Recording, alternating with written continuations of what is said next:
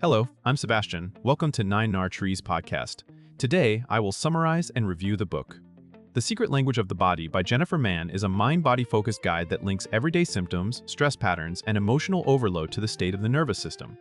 Positioned in the growing field of somatic and trauma-informed self-help, the book centers on the idea that the body communicates through sensations, tension, fatigue, digestive shifts, pain, and mood changes, and that learning to interpret these signals can support healing and clearer thinking.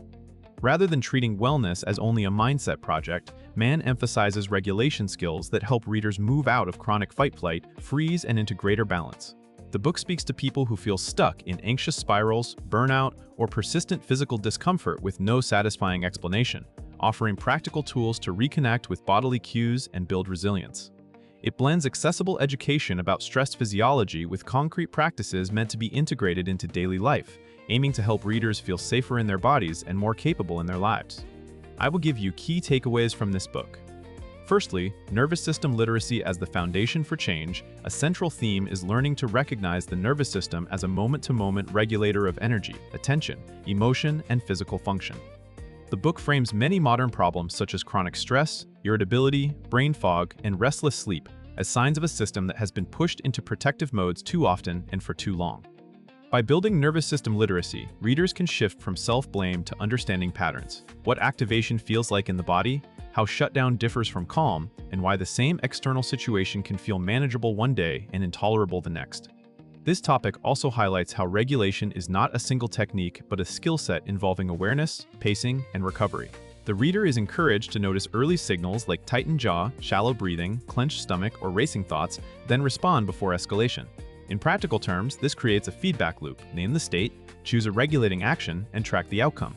Over time, the body learns safety through repetition, making resilience more available without forcing positivity or ignoring legitimate stressors. Secondly, how stress and emotion show up as physical symptoms.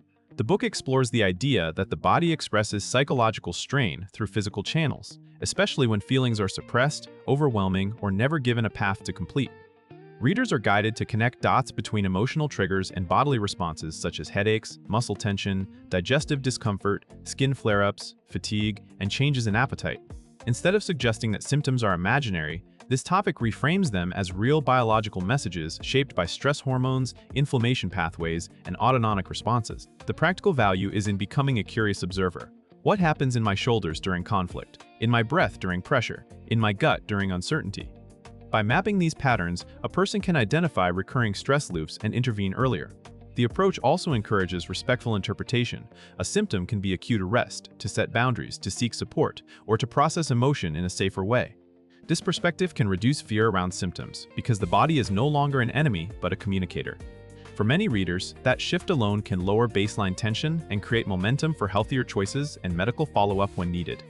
Thirdly, regulation tools that work in real life. A major focus is the practical side of regulation, offering techniques that can be used during a stressful meeting, at bedtime, after an argument, or in the middle of an anxious spiral.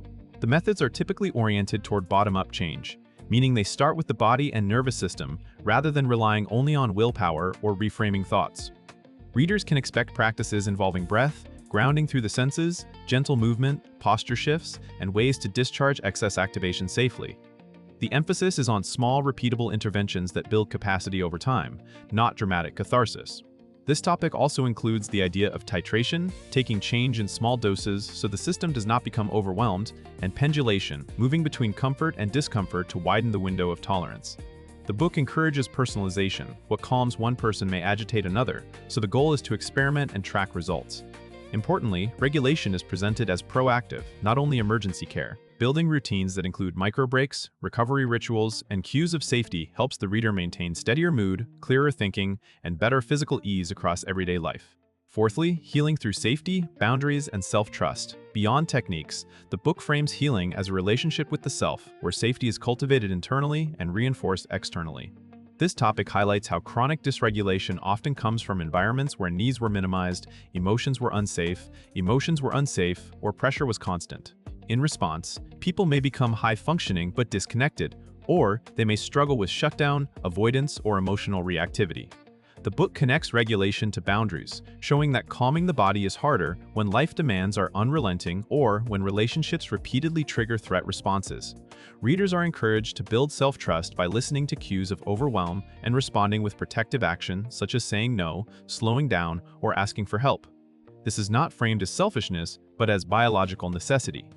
The topic also supports a compassionate view of coping habits. Many behaviors that look irrational are portrayed as attempts to self-regulate. By understanding this, the reader can replace harmful strategies with kinder alternatives without shame. Over time, increased safety and boundaries can reduce symptom flare-ups, improve decision-making, and strengthen a sense of agency, which is itself regulating. Lastly, integrating mind-body work with long-term growth, the book positions nervous system regulation as a long-term practice that complements therapy, medical care, fitness, and personal development. This topic focuses on integration, turning insights into consistent behavior change and recognizing that progress is rarely linear. Readers are invited to measure success in functional terms, such as recovering faster after stress, sleeping more reliably, feeling emotions without being flooded, and experiencing fewer days lost to fatigue or pain. The approach emphasizes tracking patterns over time, noticing triggers, and adjusting routines seasonally as life changes. It also encourages creating a supportive ecosystem, including social connection, meaningful activity, and environments that reduce constant sensory or emotional overload. Another important element is learning to work with the mind rather than against it. When the body is regulated, cognitive tools like reflection, planning, and reframing become more effective. This reduces the common experience of knowing what to do but feeling unable to do it. The book supports building a personal toolkit and a realistic plan for maintenance, recognizing that setbacks can be informative rather than failures. With steady integration, readers can experience more clarity, calm, and embodied confidence. In conclusion, this book is best for readers who feel stuck in chronic stress, anxiety, burnout, or recurring physical discomfort that seems tied to life pressure, emotions, or trauma history. It also fits people who have tried mindset-only approaches and want practical, body-based skills that can be used immediately. By focusing on nervous system regulation, the book can benefit a reader's life in concrete ways: improved ability to calm down during conflict, better recovery after hard days, more consistent energy, and clearer thinking when decisions matter. The underlying payoff is agency, the sense that your internal state is influenced by learnable skills rather than unpredictable moods or symptoms.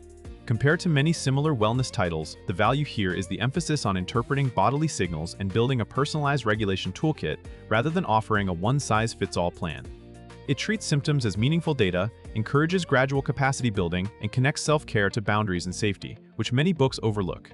For readers seeking a grounded path that integrates emotion, physiology, and daily habits, it is a worthwhile purchase because it aims to create durable change, not short-lived motivation.